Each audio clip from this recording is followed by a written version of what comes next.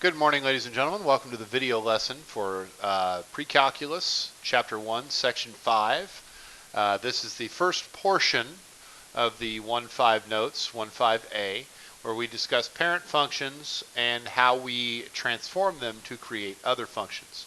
So we'll jump right in here. On your screen currently, the first slide of the notes are 8 families of functions. Each of these families has a parent function. And the parent function can then be manipulated through the use of our geometry methods of reflection, translation, and dilation. We can end up with any graph that fits these descriptions. So here you've got your 8 functions. We'll go through them one at a time, starting with the constant function, which is a line y equals c, or y equals a constant function value. That is a horizontal line where c is some number. So for example, if we looked at this graph is roughly f of x equals 1.2, that c value is a number. B is called the identity function, f of x equals x. That is the parent function for all linear equations, mx plus b, as you would see in your algebra classes. Any other line can be written as a transformation of that identity function.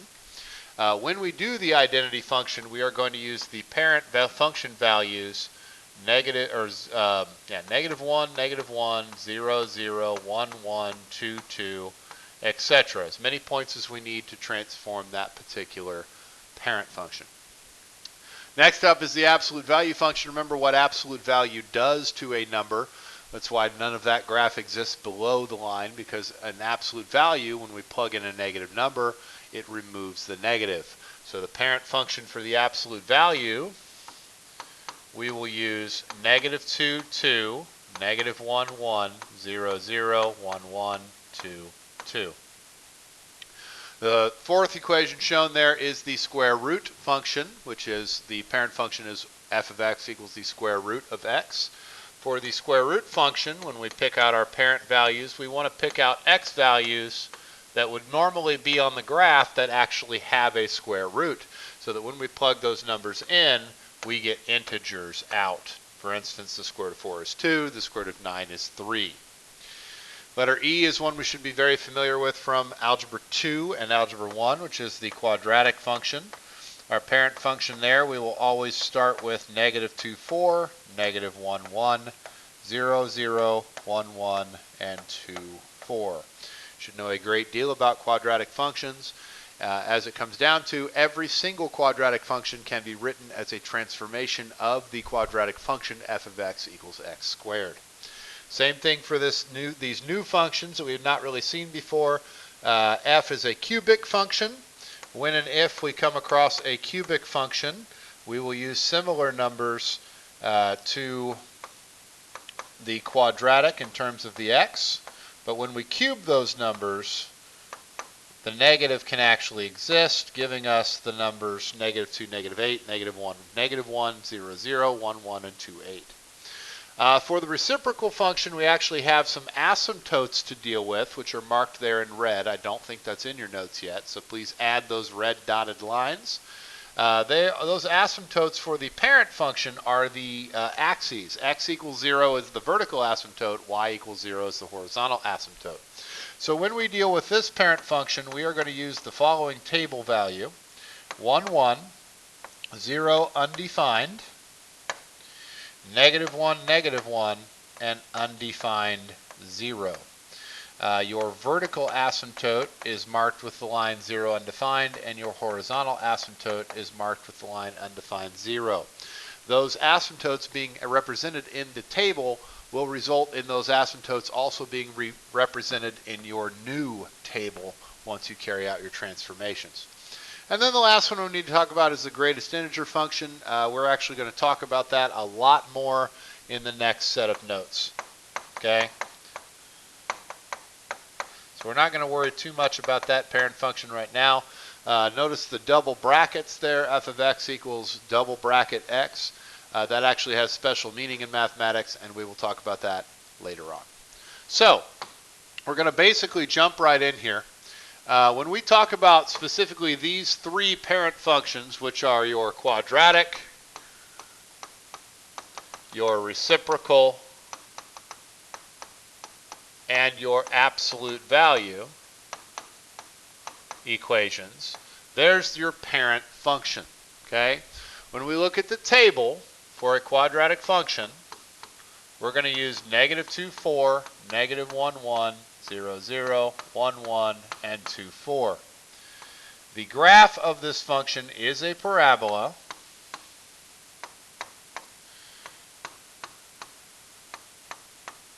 whose vertex is at the origin. And again, we should be relatively familiar with the shape of the graph as being a parabola from our work in algebra. We should remember that we've got all sorts of information that can be added to this, but that the overall shape, there is symmetry, and that we do have those kind of situations arising. Okay, you've got that vertical symmetry through the middle, and the vertex starts at the origin.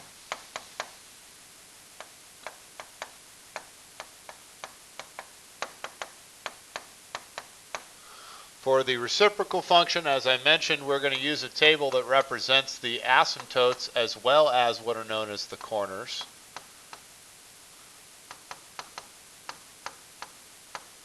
So your vertical asymptote is represented in the second line, and the horizontal asymptote is represented in that third line. As a result, when we look at the graph of this function, we're going to have a vertical asymptote at 0, a horizontal asymptote at 0, and the graph itself passes through the corners, which are located at 1, 1 and negative 1, 1. So every single time these graphs will come in along one asymptote and exit at the other. So we have that infinite discontinuity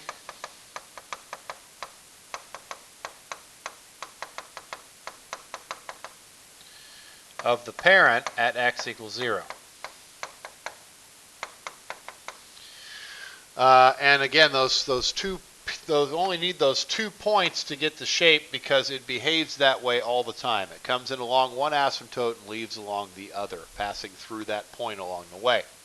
Absolute value, again, when we do this, we're going to use the same 5x values that we use for a quadratic, except the difference is that when we take the absolute value, all that does is remove the negatives. This results in that distinctive V shape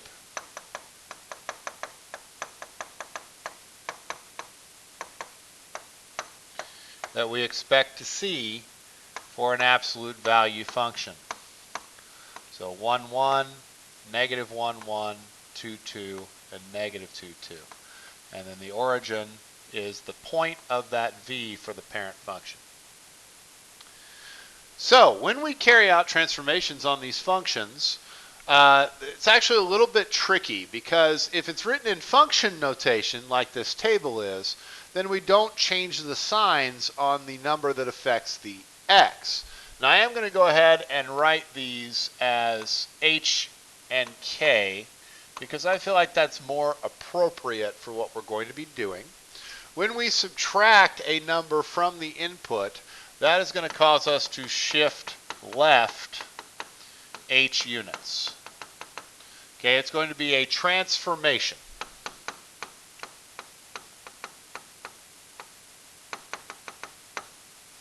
Okay, we're going to move it, we're going to translate it to the left h units. Okay, so this is an example of a translation. Okay, and if it's in the equation, we actually have to change the sign on that h value. When we add a value to the input before we put it in, that causes us to shift to the right h units. In other words, that's another example of a translation. So when our number is attached to the x, that causes a left or right translation. When that number is not attached to x, when it's attached to the function itself separately, that will cause us to shift up or down. So these next two represent a shift up and a shift down of k units. So these are also examples of translations.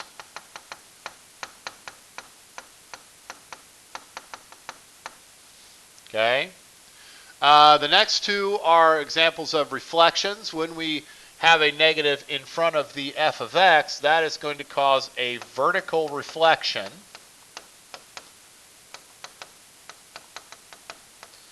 through the x-axis.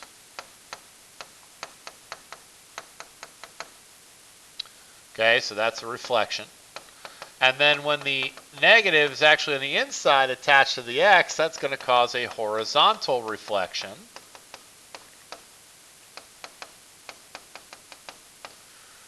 through the y-axis,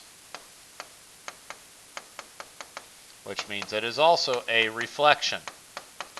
Finally, we can actually have multiplication happening to the function itself. A times f of x causes a dilation, a stretch, or a shrink, okay, depending on the value of a. If the absolute value of a is greater than 1, it is a stretch.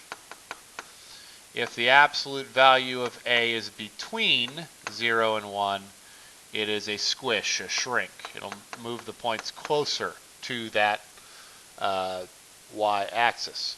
So again, these are words we should recognize: dilation, reflection, translation from geometry class. Now let's actually do some. Okay, the way that this works is relatively simple. If we're given an equation and asked to name all the transformations that are happening to those functions, all we need to do is identify the values of a, h, or k, and then we need to state what they mean in words. So there's no number in front of the absolute value, which means a is 1. There is a number attached to x, and this is the tricky part. This is written as an equation, so we actually have to change the sign on the h, and we always do. And then there is no number attached to the end. There's an invisible 0, so k is 0. So the only thing that is happening to this graph is the h value of -3 tells us that we need to shift the parent left 3 units.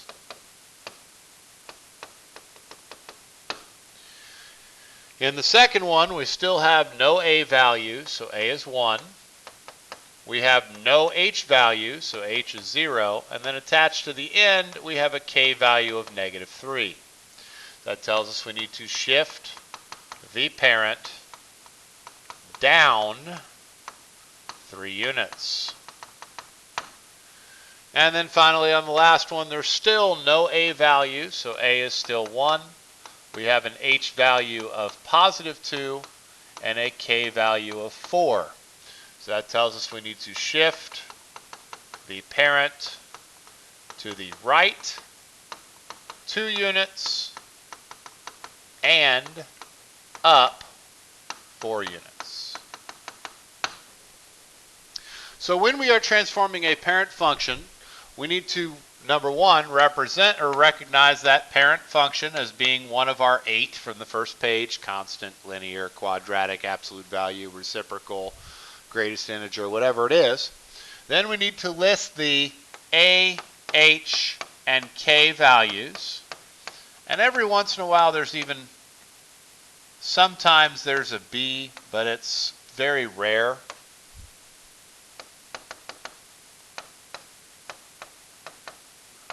So when that comes up, we'll talk about it.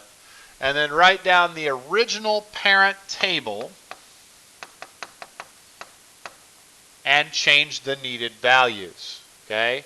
What's going to happen is our points, x, y, are going to become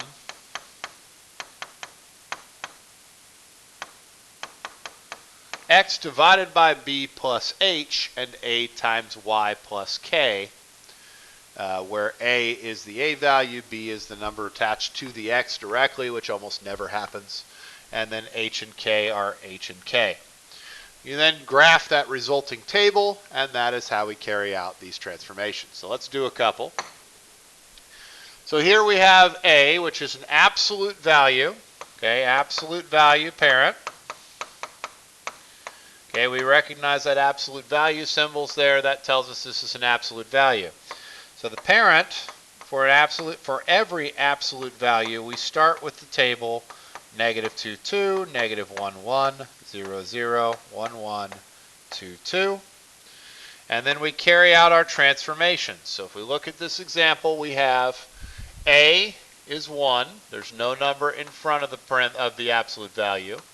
The opposite for H, so H is 1, and then K is negative 3. So our new function, remember that is supposed to be x divided by b plus h, a times y plus k, would be x plus 1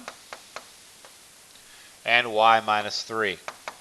So we take all the x values and we add 1, negative 1, 0, 1, 2, 3. We take all the y values and we subtract 3. Then we graph those 5 points, negative 1, negative 1, 0, negative 2, 1, negative 3, 2, negative 2, and 3, negative 1. Now notice what we've got there is that distinctive V shape that we expect with the absolute value graph. Okay, each side is a line pointing up and out. Okay, and the vertex, the point of that V, has shifted according to H and K, right 1 and down 3 as expected.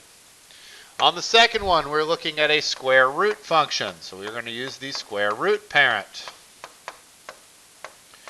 The square root parent consists of 4 points. 0, 0, because the square root of 0 is 0. 1, 1, because the square root of 1 is 1. 4, 2, because the square root of 4 is 2. And 9, 3, because the square root of 9 is 3. Now again, we're going to do exactly the same thing we did on the last one to get our new table. We are going to do x divided by b plus h and a times y plus k. Now in this particular example, there's no a value, so a is 1. There's no b value, that would be attached to x, so that's 1 as well. H is negative 2, and k is 4. I actually did not mention b over here, I probably should have. It's 1x, so b is 1. Okay, so that means we're looking at x divided by 1 minus 2, which is just x minus 2, and 1 times y plus 4, or y plus 4. So we're going to take the x values, we're going to subtract 2, negative 2, negative 1, 2, and 7. We're going to take the y values, we're going to add 4. And we're going to graph those points. Negative 2, 4, negative 1, 5, 2, 6, and 7, 7. And we get that sideways 1/2 of a parabola shape that we expect from that square root parent. Again, the point, the vertex of the square root function, which is this point right here. See my little circle moving around in there? Okay, this point right here, the vertex of that graph has been shifted according to H and K, left 2 and up 4. Okay, on to a couple more. We will do the same exact thing we've just done. Both of these are quadratic functions. So, on letter A, we're going to start with the quadratic parent.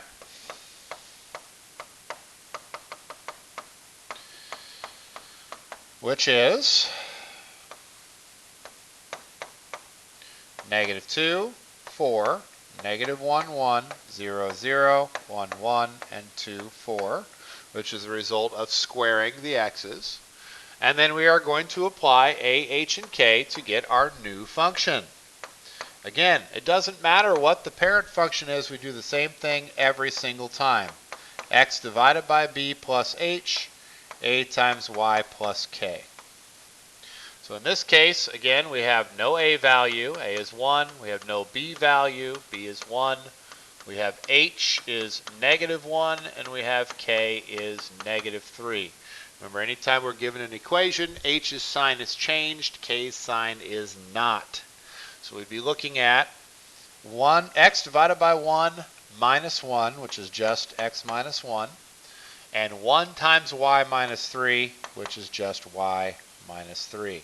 So each of the x values has a 1 subtracted from it, which gives us the numbers -3, -2, -1, 0, and 1. And each of the y values has 3 subtracted from it, which gives us the values 1, -2, -3, -2, and 1. Graph those points, -3, 1, -2, -2, -1, -3, 0, -2, and 1, 1. Now remember that from algebra, there are other points we could get that are actually on this graph. It is going to look like a parabola. It continues up and out on both sides. So it's not like those 5 points are the only 5 points. They're just there to give us our parabola shape. So, on the second example here, this is the only one we're looking at that has an a value. We've got an a of -2. We still only have a b value of 1. We have an h value of +1. And we have a k value of 7. Now we still use that same parent, the same quadratic parent, which again is our points -2, 4, -1, 1, 0, 1, 0, 0, 1, 1, and 2, 4. And now again we're going to transform those into our new function, which is x divided by b plus h, a times y plus k. So for these numbers, x divided by b plus h would be x plus 1, because b is 1, so that does nothing. And then for the y, we would do -2 times the y, and then add the k value of 7. So the x values, we just add 1 to those, -1, 0, 1, 2, and 3. The y values, we need to multiply it by -2 and then add 7. So 4 times -2 is -8, plus 7 is -1. 1 times -2 is -2, plus 7 is +5. 0 times -2 is still 0, plus 7 is 7. 1 and 4 we've already done. Those are those values, 5 and -1. Again, notice the symmetry in the table for the y values. That symmetry should always be there. So graph those points, -1, -1, 0, 5, 1, 7, 2, 5, and 3, -1. Okay, so your graph is a parabola. Notice how it has been stretched because it's skinnier than we expect to see. Because of that a value having an absolute value greater than 1, the value has caused the graph to be stretched vertically by a factor of 2. Okay, so our last example then is written in function notation, which means that it's a little bit different in terms of a, h, and k. We are supposed to take the function k of x, which is shown on the graph, and we are supposed to transform it. So the parent of this graph is these 4 points, -3, -1, -1, 2, 2, 1, and 4, 2, the 4 points indicated in the graph. And we're supposed to graph these. There's 3 different ones that we want to see here, so we'll graph them in 3 different colors. Letter A, we have an h value of -3, which means we're shifting the graph left 3 units, which means those important points will shift to the left 3 units. Otherwise, nothing else will change, which means the graph itself should look exactly the same as the parent function, except it should be shifted to the left 3 units. Our second one has a k value of -4, which means we're shifting the parent function, the black, down 4 units. Okay? So we're taking that black function and we're shifting each of those points down 4 units. So each of the 4 points will shift down 4 units. So then we're going to connect those with red to get our graph of our second function there. Okay. And then finally we have one that has an A, an H, and a K. It has an A of 2, it has an H of 3, and it has a K of -1. So we're going to stretch it by a factor of 2, which means we're going to multiply y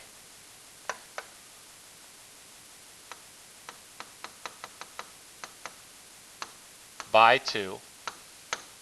Okay, and then we will shift it right 3 and down 1.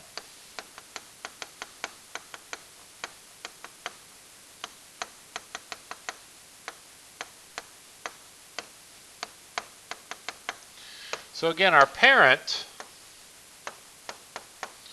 consists of 4 points: -3, -1, -1, 2, 2, 1, and 4, 2.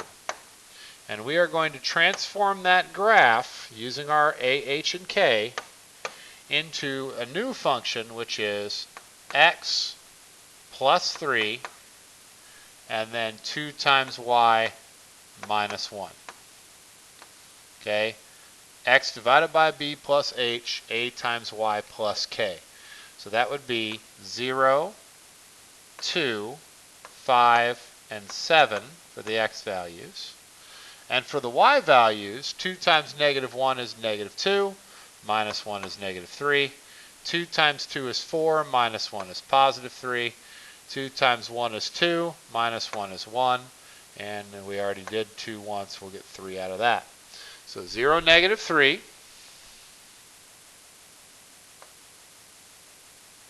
2, 3. 5, 1. And 7, 3. And then we will connect those dots with purple. And that will be the last graph on this particular set. So again, when we're looking at this, the black is our graph of k of x. The blue is our graph of k of x minus 3.